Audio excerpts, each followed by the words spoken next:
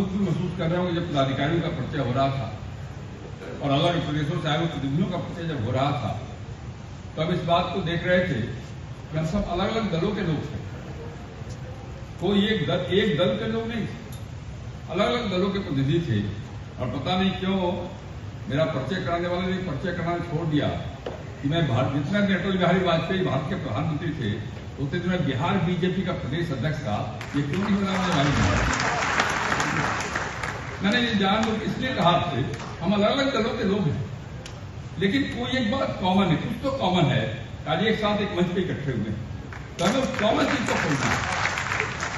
अगर हम अपने दल के प्रचार में इसका काम उपयोग करेंगे, हम छोटे हो जाएंगे, हमारा संगठन बड़ा नहीं हो सकता, हम भी छोटे हो जाएंगे। तो हमें इस बात की तलाश करनी पड़ेगी कौन सी चीज कॉमन है जो हम सबको जोड़े रख रहा है। तो आप जब गौर करेंगे तो दो तीन बातें जो है ऐसी है जिसके बारे में हम कह सकते हैं कि सबके लिए प्रिय। वो है शिक्षा, वो है विकास और सबसे ऊपर भगवान श्री कृष्ण। ये तीन चीज ऐसी है जो हम सबको जोड़े रखते हैं। तो स्वाभाविक रूप से जब कोई सामाजिक संगठन काम करती है, राजनीतिक संगठन नहीं है, अलग अलग दल के लोग राजनीतिक संगठन हो ही नहीं सकता है, सामाजिक संगठन। और जब सामाजिक संगठन है तो विचार करना पड़ेगा कि हम अपने समाज की त्रुटियों को दूर करने के लिए क्या करें। केवल हम अपेक्षा अगर करेंगे, केवल अपेक्षा से काम नहीं चलता, केवल डिमांड से काम नहीं चलता, बल्कि हमें इस बात का विचार करना पड़ेगा कि हमारे समाज के अंदर जो विभिन्न प्रकार की त्रुटियां विराजमान हैं उनको दूर करने के लिए हम कौन सा अभियान चला रहे, क्या प्रयास नहीं कर रहे होंगे, ऐसा नहीं करना, लेकिन क्या क्या करें इसकी चर्चा भी ज्यादा होनी चाहिए, वो ज्यादा लाभप्रद होगा। दूसरा, शिक्षा के विकास की बड़ी अच्छी बात है कि मंच पे ऐसे लोग विराजमान हैं जिन लोगों ने कभी मुझे बता रहे थे विस्तार से छपरा के बारे में कि उदित राय जी, लाल बाबू जी यहाँ छात्रावास बना रहे हैं, कई जगह छात्रावास बने होंगे, गरीब यादव के बच्चों को पढ़ने की विशेष सुविधा देने का काम कई लोग यहाँ कर रहे हैं, मौजूद है यहाँ, अच्छा काम। लेकिन क्या ये पर्याप्त है? क्या इसको और बढ़ाने की आवश्यकता नहीं है? क्या मैं गया था, अभी मैं 4 देशों की यात्रा करके लौटा हूं, ऑस्ट्रेलिया, इटली, फ्रांस और लंदन गया। उन चारों देशों में वहां के जो बिहार के लोग थे उनसे मिलने गया और आपको जानकर प्रसन्नता होगी कि उस बिहार के लोगों में आपके समाज के लोगों की संख्या कम नहीं थी और वो वहां मजदूरी करने नहीं गए, वो वहां के प्रमुख पदों पर विराजमान होकर के स्कॉलर थे और वो सब है अपने ही समाज के लोग थे। तो शिक्षा के क्षेत्र में आज भी हम बिहार के धरती पर जब बैठे हैं तो हमको अनुभव करना पड़ेगा, आज भी एजुकेशन के मामले में हम उस ऊंचाई पर नहीं पहुंचे हैं जहां दक्षिण के लोग पहुंच गए होंगे, जहां गुजरात के लोग पहुंच गए होंगे या और उत्तर प्रदेश के लोग पहुंच गए होंगे, शायद हम नहीं पहुंचे। तो यहाँ के संस्था को इस बात का विचार करना पड़ेगा कि हमारे बच्चों को पर्याप्त शिक्षा मिले, पर्याप्त मार्गदर्शन मिले। और शिक्षा मिले मैंने क्या, शिक्षा संस्थान तो है, लेकिन उसकी जो अगर कोई गरीब है तो कैसे उसको प्रोत्साहित करके, अगर योग्य है तो कैसे हम बढ़ा सकते हैं शिक्षा के क्षेत्र को आगे, इसका विचार करने की आवश्यकता है। और दूसरी जो बड़ी बात है वो विकास। दुनिया छोटी हो गई, अब दुनिया इतनी छोटी हो गई कि एक मोबाइल में पूरी दुनिया समा जाती है।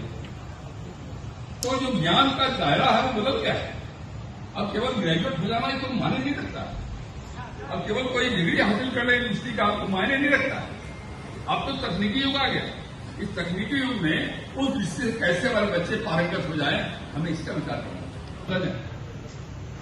मुझे मालूम नहीं आपके मन के अंदर क्या है, लेकिन मेरे मन को खिंचोड़ता है। मैं गया था पिछले साल, मैं एक बार गया, अभी एक साथ यात्रा किया, द्वारका का, मथुरा का, वृंदावन का, जाता भी रहता हूं बार बार। मैं धन्यवाद देना चाहूंगा गुजरात के मित्रों को। पहले जब मैं द्वारका जाता था तो नाव से जाना पड़ता था और डर भी लगता था, पता नहीं नाव गिर जाएगा कि नहीं गिर जाएगा समुद्र में, और तब जाकर के वहां देखना पड़ता था। लेकिन मैं इस बार जब गया द्वारिका, मुझे प्रसन्नता है कि वहां की सरकार ने, प्रधानमंत्री जी ने वहां एक पुल बना दिया है। अब नाव से द्वारकापुरी जाने की आवश्यकता नहीं है, सीधे आप बाई रोड द्वारका जा सकते हैं। ये व्यवस्था खड़ी है।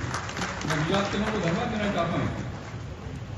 लेकिन जब मैं मथुरा जाता हूं तो मन के अंदर दर्द पैदा होता है। जब भगवान को अपने देखता हूं, बंद देखता हूं, ऐसी गुफा से होकर जाना पड़ता उनका दर्शन करने के लिए, मन के अंदर दर्द पैदा होता है। क्या हम सोच सकते हैं इस बात का? क्या भगवान श्री कृष्ण को जंजाल से बाहर निकालेंगे? क्या हम सोच सकते हैं अपने भगवान श्री कृष्ण के जन्म स्थान के उद्धार के लिए हम अपनी आवाज बुलंद करने का काम करेंगे। क्या हम विचार कर सकते हैं इसका? ये सब कॉमन इश्यू, ये दलों की सीमा में बंधे हुए लोग नहीं है, दलों की सीमा की बंधी हुई चीज में नहीं है। दलीय बाध्यता के कारण हम विरोध करते हैं और समर्थन करते हैं, लेकिन जो हमारे पूर्वज हैं, हमारे पूर्वजों के लिए हमारी आवाज उठनी चाहिए। दल के लोग बाद में आवाज उठाएं, पहले हम अपनी आवाज उठाएंगे अपने पूर्वज के लिए, ये भावना की जरूरत है।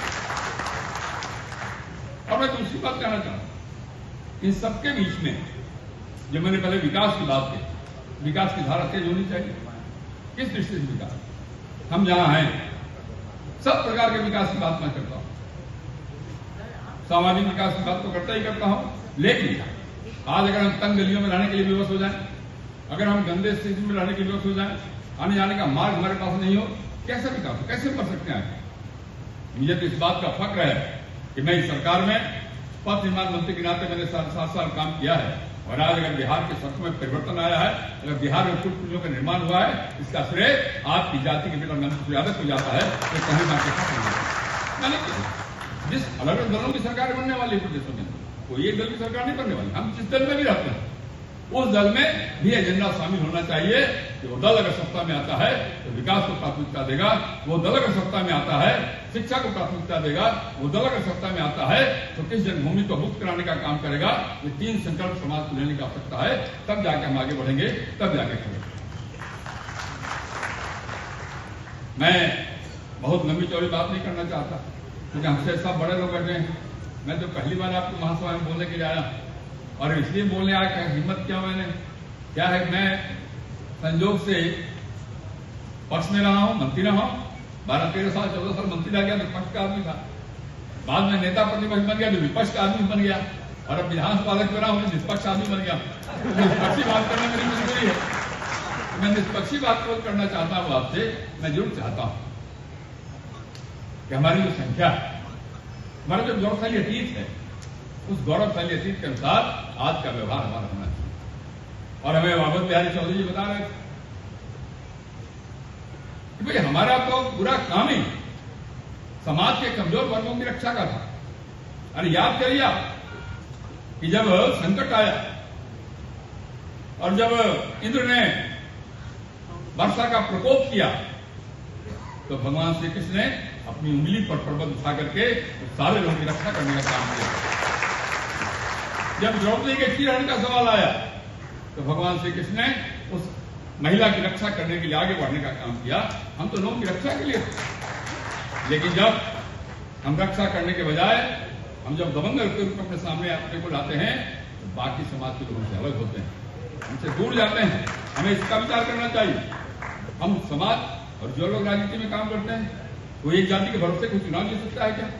बिना समाज के विभिन्न वर्गों को साथ लोग आगे बढ़ सकता है क्या?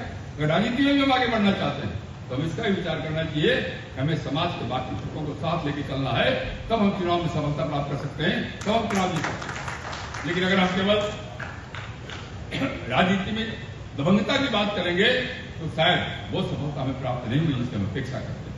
लेकिन सबसे अलग, राजनीति से भी अलग, केवल फिर से मैं दोहराना चाहूंगा, हमारे समाज का कल्याण तभी हो सकता है जब विकास को प्राथमिकता देंगे, शिक्षा को प्राथमिकता देंगे, अपने बच्चों को आगे बढ़ने का भरपूर अवसर देने का काम करेंगे, तब जाके हम सपना साकार हमारा होगा।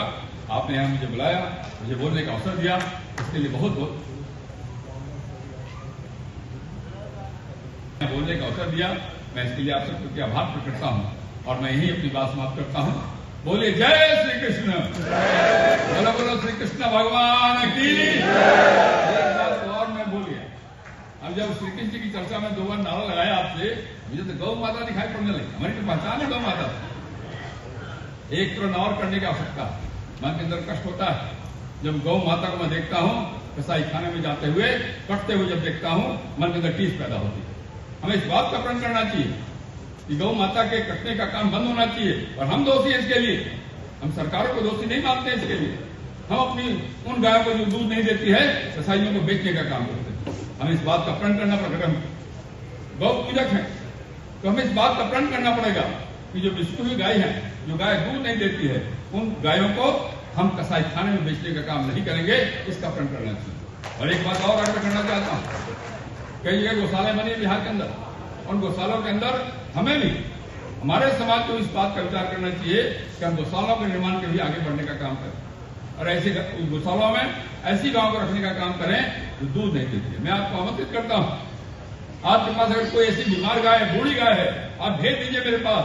हमने एक गौशाला अपने मित्रों के साथ मिलकर चलाने का काम किया है, जहां केवल बीमार और बूढ़ी गाय को रखने का काम किया जाता है और पैसा आपसे नहीं लिया जाता।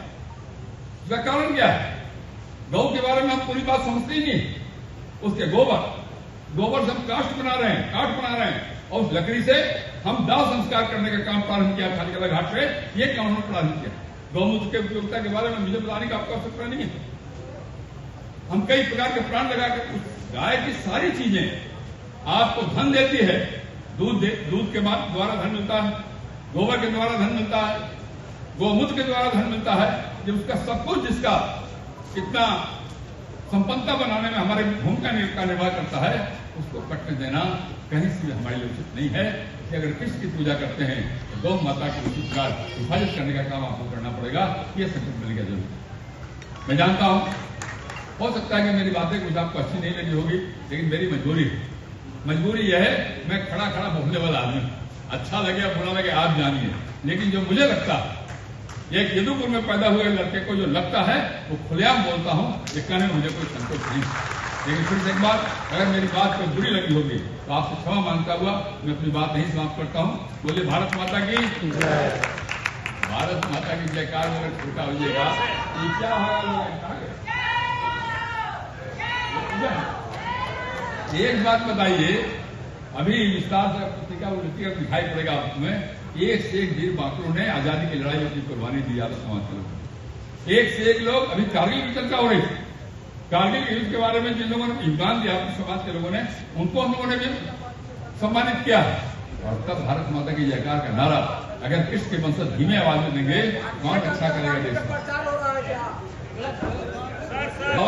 क्या जरूरत है सम्मान में? तो मैं तो भारत माता